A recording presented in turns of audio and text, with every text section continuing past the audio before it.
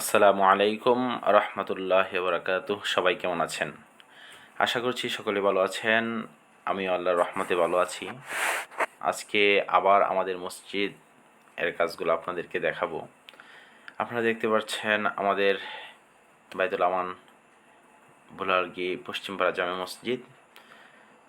আমরা ইতিমধ্যে আলহামদুলিল্লাহ অনেকগুলাই ইটের যে দেওয়ালের কাজটি সেটা আমরা করতে সক্ষম হয়েছি। আল্লাহ তাআলা তৌফিক দান করেছেন।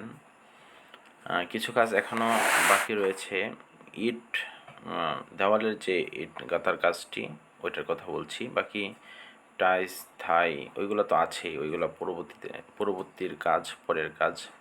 আমরা এখন যে কাজটা হাতে নিয়েছি সেটি হলো চতুর্পাশে ইটের যে গাঁথনিগুলো রয়েছে এগুলো ইনশাল্লাহ আমরা শেষ করব।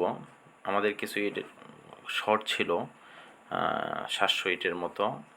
বৃষ্টি বাদল এবং রাস্তা খারাপের কারণে আমরা বেশ অনেক দিন ধরেই কিন্তু আনতে পারতেছিলাম না। তারপরেও এক ভাই খুব কষ্ট করে মাত্র 700 ইট আমাদের মসজিদে পৌঁছে দিয়েছেন। জাযাকাল্লাহ ভাইকে ধন্যবাদ। এটা হলো আমাদের মসজিদের একটি দরজার উপরে যে ডিজাইনটা আমরা করেছি সেটা আপনারা ইতিমধ্যে দেখলেন। এবং ভিতরের যে কাজগুলা আলহামদুলিল্লাহ সব কাজ শেষের দিকেই আছে।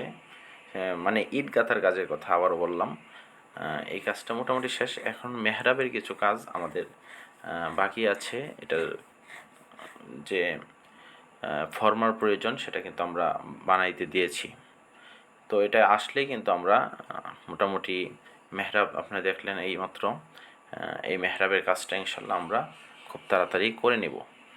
আর জানালাগুলো খুব বড় করে দেওয়া হয়েছে যাতে করে আলো বাতাস পরিপূর্ণভাবে আসে। এবং পশ্চিম পাশে আপনারা দেখতেছেন মেহরাবের সাথে যে দেওয়ালটা আছে বাকি, ওই দেওয়ালের উপরেও অনেকটা জায়গা আমরা ফাঁকা রেখেছি যাতে করে এখান থেকে আলো আসে।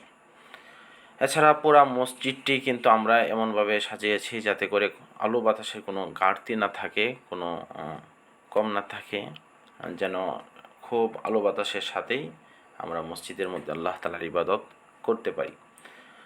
তো আলহামদুলিল্লাহ মোটামুটি এই পর্যন্ত আমাদের মসজিদের কাজ হয়েছে। আল্লাহ তাআলার মেহেরবানি, আপনাদের দোয়া, সবসময় আপনাদের কাছে দোয়া চাই যাতে করে আল্লাহ তাআলা গ্রামের একটি মসজিদ এবং দুনিয়ার সমস্ত মাসাজিদগুলোকে আল্লাহ তাআলা যেন কবুল করে নেন এবং আমরা যেন মসজিদ বানানোর যে উদ্দেশ্য ইবাদত করা ইখলাসের সাথে আল্লাহ তাআলার ইবাদত বন্দেগী যেন আমরা করতে পারি। সবসময় আমরা চেষ্টা করব মসজিদে এসে জামাতের সহিত সালাত আদায় করা।